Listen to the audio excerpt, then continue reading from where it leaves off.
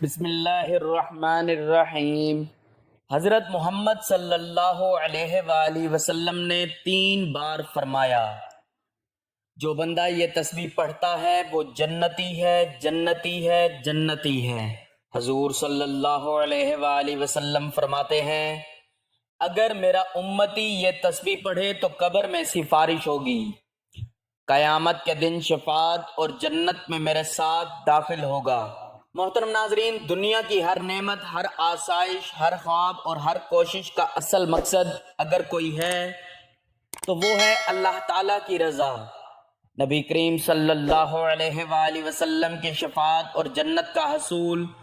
ہم زندگی کی راہوں میں بکھرے ہوئے پریشانیوں، بیماریوں، ناکامیوں، محرومیوں اور آزمائشوں کے درمیان جب دل تھکنے لگتا ہے، آنکھیں نم ہو جاتی ہیں اور سجدوں میں سسکیاں سنائی دیتی ہیں، تب ایک ہی امید دل کو سہارا دیتی ہے، اللہ کا کرم، رسول صلی اللہ علیہ وآلہ وسلم کی محبت اور جنت کا وعدہ۔ ایسی ہی رحمت سے بھرپور ایک خوشخبری ہمیں ملتی ہے اس تسبیح میں، جس کے بارے میں خود سید الانبیاء حضرت محمد مصطفیٰ صلی اللہ علیہ وآلہ وسلم نے 3 بار فرمایا، جو بندہ یہ تسبیح پڑھتا ہے وہ جنتی ہے، جنتی ہے، جنتی ہے۔ جو یقین کامل کے ساتھ اس تسبیح کو اپنی زندگی کا حصہ بناتا ہے، اس کے لیے جنت کی ضمانت خود نبی صلی اللہ علیہ وآلہ وسلم نے دی ہے۔ جب رسول اللہ صلی اللہ علیہ وآلہ وسلم فرمائیں کہ میرا امتی اگر یہ تسبیح پڑھے گا تو قبر میں اس کی سفارش کی جائے گی، قیامت کے دن شفاعت نصیب ہوگی اور جنت میں میرے ساتھ داخلہ ملے گا، تو اس سے بڑھ کر اور کیا بشارت ہو سکتی ہے۔ یہ وہ تسبیح ہے جسے پڑھنا نہ صرف روحانی طاقت کا ذریعہ ہے بلکہ مغفرت، نجات اور بلند درجات کا وسیلہ بھی ہے۔ تو ناظرین، آج ہم آپ کو اسی بابرکت تسبیح کے بارے میں بتانے جا رہے ہیں جس کی فضیلت کا بیان نبی کریم صلی اللہ علیہ وآلہ وسلم نے 3 بار دہرایا، اور جس کا تعلق نہ صرف جنت سے ہے بلکہ قیامت کے دن نبی پاک صلی اللہ علیہ وآلہ وسلم کی رفاقت اور سفارش سے بھی ہے۔ یہ ویڈیو ان تمام لوگوں کے لیے ہے جو دل کی سچائی سے اللہ اور اس کے رسول صلی اللہ علیہ وآلہ وسلم کی رضا کے متلاشی ہیں، جو اپنی قبر کو منور دیکھنا چاہتے ہیں اور جو چاہتے ہیں کہ قیامت کے دن ان کا ہاتھ مصطفیٰ صلی اللہ علیہ وآلہ وسلم کے ہاتھ میں ہو۔ ناظرین، حضرت جبرائیل امین علیہ السلام اللہ تعالیٰ کا ابدی پیغام لے کر نازل ہوئے۔ اس وقت نبی پاک صلی اللہ علیہ وآلہ وسلم غار حرا میں خلوت نشین تھے۔ ابن اسحاق نے حضرت عبید بن عمیر سے نقل کیا ہے کہ حضور اکرم صلی اللہ علیہ وآلہ وسلم ہر سال 1 مہینے کے لیے غار حرا میں چلے جاتے اور تنہائی میں عبادت کرتے، یہاں تک کہ وہ مبارک مہینہ آ پہنچا جس میں اللہ تعالیٰ نے آپ صلی اللہ علیہ وآلہ وسلم کو نبوت کے اعلان کا حکم دیا۔ حضرت مالک رضی اللہ تعالیٰ عنہ بارگاہ رسالت میں حاضر ہوئے اور عرض کی کہ میرا بیٹا عوف دشمن کے قید میں ہے۔ نبی کریم صلی اللہ علیہ وآلہ وسلم نے فرمایا، اپنے بیٹے کو میرا پیغام دو کہ درود پاک کی کثرت کرے۔ حضرت عوف بن مالک رضی اللہ تعالیٰ عنہ بیڑیوں میں جکڑے ہوئے تھے، مگر جب اس ورد پر عمل کیا تو اللہ رب العالمین کے حکم سے بیڑیاں خود بخود ٹوٹ گئیں، دشمنوں کی قید سے نکلے اور انہی کے ایک اونٹ پر سوار ہو کر چل پڑے۔ راستے میں دشمنوں کے مویشی چراگاہ میں چل رہے تھے، آپ نے انہیں پکارا تو وہ سب کے سب خود بخود آپ کے پیچھے چلنے لگے۔ جب آپ گھر پہنچے تو دروازے پر آ کر اپنے والدین کو پکارا، وہ خوشی سے جھوم اٹھے اور حیرت میں تھے کہ عوف تو قید میں تھا، پھر یہاں کیسے آ گیا۔ جب والدین اور خادم دروازے پر آئے تو دیکھا کہ حضرت عوف رضی اللہ تعالیٰ عنہ اونٹوں کے ایک بڑے ریوڑ کے ساتھ موجود ہیں۔ آپ نے سارا واقعہ سنایا تو والد محترم نے فرمایا، ذرا رک جاؤ، میں نبی کریم صلی اللہ علیہ وآلہ وسلم کی خدمت میں حاضر ہو کر پوچھتا ہوں کہ یہ اونٹ ہمارے لیے حلال ہیں یا نہیں۔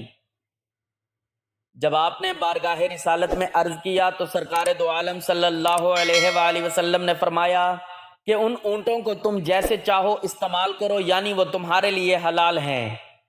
حضرت سیدنا عیسیٰ روح اللہ علیہ السلام کی خدمت میں جب حواریوں نے عرض کی کہ کیا آپ کے رب سے دعا کریں گے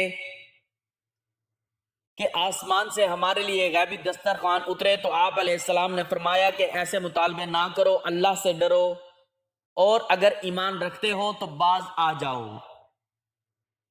حواریوں نے عرض کی کہ ہمارا یہ سوال نہ تو کسی شک کی بنیاد پر ہے، نہ ہی قدرت الہی میں کسی تردد کے سبب، بلکہ ہم اس دسترخوان سے کھا کر دلوں میں نور حاصل کرنا چاہتے ہیں۔ ہمیں آپ کی سچائی پر عین الیقین ہو جائے، آپ کی دعاؤں کی قبولیت پر یقین پیدا ہو، ہمارے دلوں کو اطمینان نصیب ہو، اور ہم یہ معجزہ اپنی آنکھوں سے دیکھ کر دوسروں کے لیے گواہ بنے، تاکہ قیامت تک ہمارا یہ ایمان قابل مثل ہو۔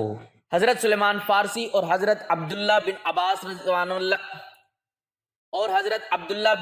رضوان اللہ علیہم اجمعین کا بیان ہے کہ جب حواریوں نے دل سے وضاحت کی کہ یہ طلب محض تفریح کے لیے نہیں بلکہ دینی نیت سے ہے، تب حضرت عیسیٰ علیہ السلام نے ٹاٹ کا لباس پہنا اور بارگاہ الہی میں گڑ گڑا کر دعا کی، تو ایک سرخ دسترخوان بادلوں میں لپٹا ہوا نظر آیا، جو آہستہ آہستہ نیچے اترا اور زمین پر رکھا گیا۔ حضرت عیسیٰ روح اللہ علیہ السلام نے اسے دیکھ کر رو دیا اور دعا کی، اے میرے رب کریم، اسے ہمارے لیے باعث رحمت بنا اور عذاب نہ بنا۔ دسترخوان سے ایسی خوشبو آئی جو پہلے کبھی محسوس نہ کی گئی۔ سب نے سجدہ شکر ادا کیا، پھر عرض کی، یا نبی اللہ، آپ ہی اس دسترخوان کو کھولیں، کیونکہ یہ برکت آپ کی دعا سے نازل ہوئی ہے۔ چنانچہ حضرت عیسیٰ علیہ السلام نے تازہ وضو کیا، نوافل ادا کیے، دیر تک بارگاہ الہی میں دعا کرتے رہے، پھر دسترخوان سے کپڑا ہٹایا تو اس میں موجود تھا 7 مچھلیاں، 7 روٹیاں۔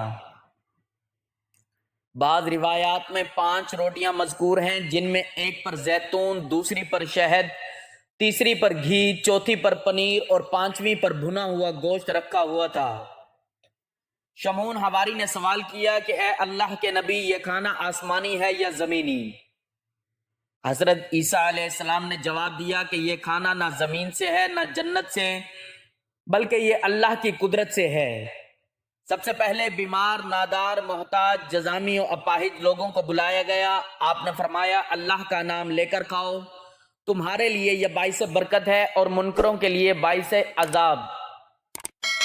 پھر یہی بات باقی لوگوں سے کہی گئی۔ پہلے دن 7300 افراد نے اس کھانے سے حصہ لیا، پھر وہ دسترخوان اٹھا لیا گیا، لوگ دیکھتے رہ گئے، اور وہ ان کی آنکھوں کے سامنے فضا میں بلند ہو کر نظروں سے اوجھل ہو گیا۔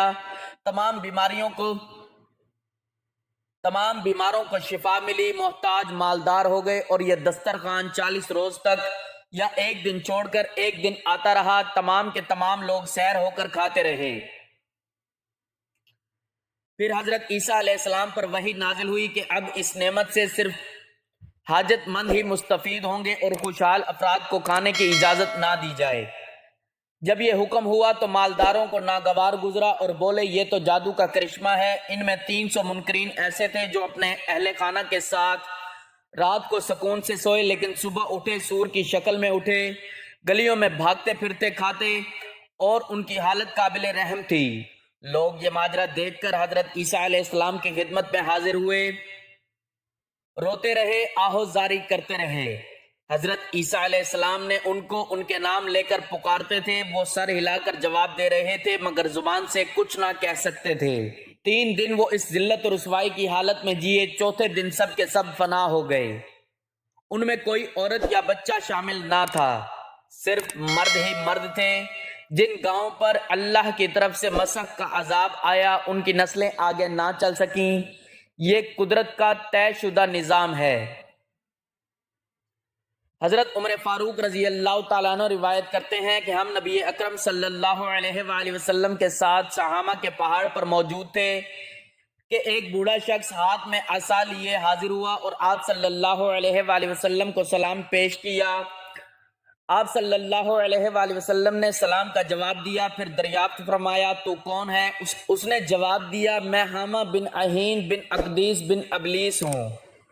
آپ صلی اللہ علیہ وآلہ وسلم نے فرمایا کہ تیرے اور ابلیس کے درمیان صرف 2 پایوں کا فاصلہ ہے، تو کس قدر عرصہ سے زندہ ہے؟ اس نے کہا کہ قابیل نے جب حابیل کو قتل کیا اس وقت میں ہوش سنبھال چکا تھا، میں پھلانگتا تھا اور لوگوں کو کھانے کے ضیاء اور قطع رحمی کی تلقین کرتا تھا۔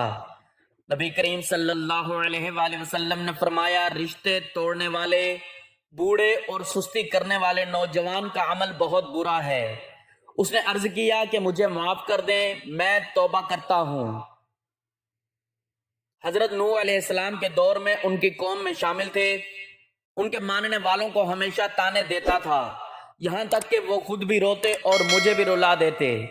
ایک موقع پر حضرت نوح علیہ السلام نے فرمایا کہ اگر میں تیری بات مانوں تو یقیناً میں خسارے میں رہوں گا، اور میں اللہ کی پناہ چاہتا ہوں کہ میں جاہلوں میں شامل ہوں۔ میں نے عرض کیا، اے نوح، میں انہی لوگوں میں شامل ہوں جو قابیل کے ذریعے سعادت کے خلاف خون ناحق کے عمل میں شامل ہوئے۔ کیا میری توبہ بارگاہ الہی میں قبول ہو سکتی ہے؟ حضرت نوح علیہ السلام نے فرمایا، اے حامان، نیکی کی طرف لوٹ آ، حضرت اور پشیمانی سے پہلے توبہ کر۔ اللہ تعالیٰ نے جو کلام نازل فرمایا اس میں نے پڑھا ہے کہ جو بندہ سچے دل سے اللہ کے حضور توبہ کرتا ہے، اللہ رب العالمین اس کی توبہ کو قبول فرماتا ہے۔ لہٰذا اٹھ اور وضو کر کے 2 رکعت نماز پڑھ۔ حامہ بیان کرتا ہے کہ میں نے اس وقت وہی عمل کیا جو مجھے حضرت نوح علیہ السلام نے کرنے کا حکم دیا تھا۔ پھر حضرت نوح علیہ السلام نے مجھے آواز دی کہ اپنا سر بلند کر، کیونکہ تیری توبہ آسمان سے قبول ہو چکی ہے۔ پھر 1 سال تک سجدہ میں پڑا رہا اور میں حضرت ہود علیہ السلام کے ساتھ ان کی مسجد میں موجود تھا جب وہ اپنی ایمان والی قوم کے ساتھ تھے۔ میں ہمیشہ ان کی اپنی قوم کو دعوت دیتے ہوئے دیکھتا اور ان کے ساتھ غم میں شریک ہوتا، یہاں تک کہ وہ اپنی قوم پر رونے لگے اور مجھے بھی رلا دیا۔ اور میں نے حضرت یعقوب علیہ السلام کی بھی زیارت کی اور حضرت یوسف علیہ السلام کے امانت داری کے عہدے پر فائز رہا، اور حضرت عیسیٰ علیہ السلام سے اور حضرت الیاس علیہ السلام سے میں وادیوں میں ملتا رہا اور اب بھی ان سے ملاقات ہوتی ہے۔ اور میں نے حضرت موسیٰ بن عمران علیہ السلام سے بھی ملاقات کی، انہوں نے مجھے تورات سکھائی اور فرمایا کہ اگر تم حضرت عیسیٰ علیہ السلام بن مریم سے ملو تو ان کو میرا سلام پہنچانا۔ چنانچہ میں نے حضرت عیسیٰ علیہ السلام سے ملاقات کی اور حضرت موسیٰ علیہ السلام کا سلام عرض کیا۔ حضرت عیسیٰ علیہ السلام نے مجھ سے فرمایا، اگر حضرت محمد مصطفیٰ صلی اللہ علیہ وآلہ وسلم سے ملاقات ہو تو ان کو میرا سلام کہنا۔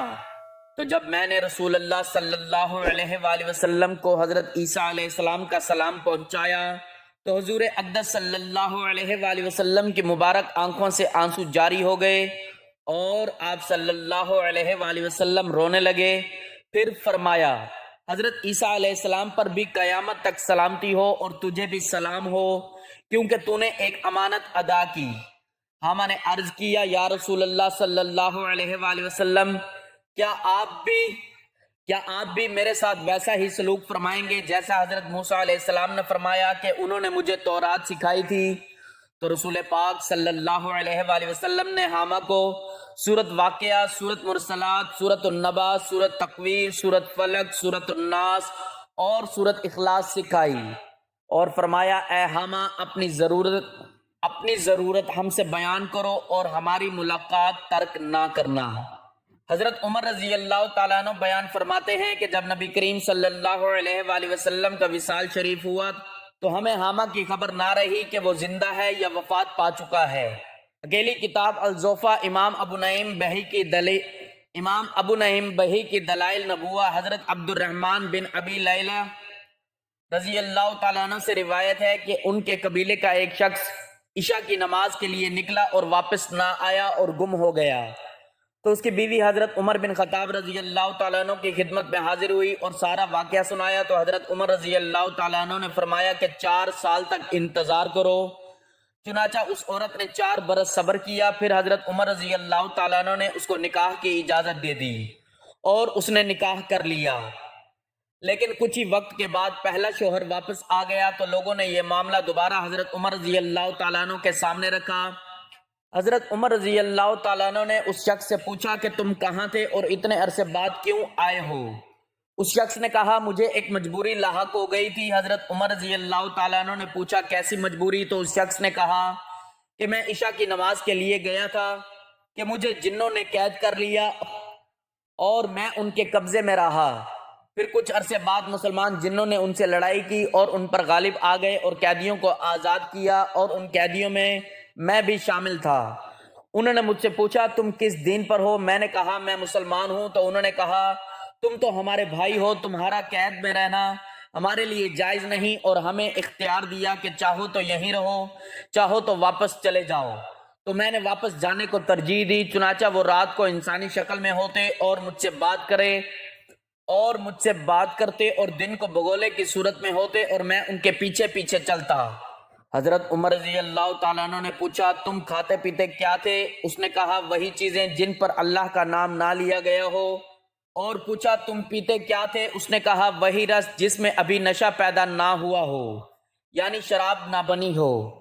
तो हजरत उमर रज़ी अल्लाह ताला अन्हु ने उस शख्स को इख्तियार दिया कि चाहे तो अपनी बीवी को रख ले या उसे तलाक दे दे। नाजरीन, तफसीर सिरातुल जन्नान जिल्द 8 सफ़ा नंबर 81 पर दुरूद शरीफ की बेशुमार फजीलतें बयान की गई हैं। वो दिल को ईमान की रोशनी से भर देती हैं।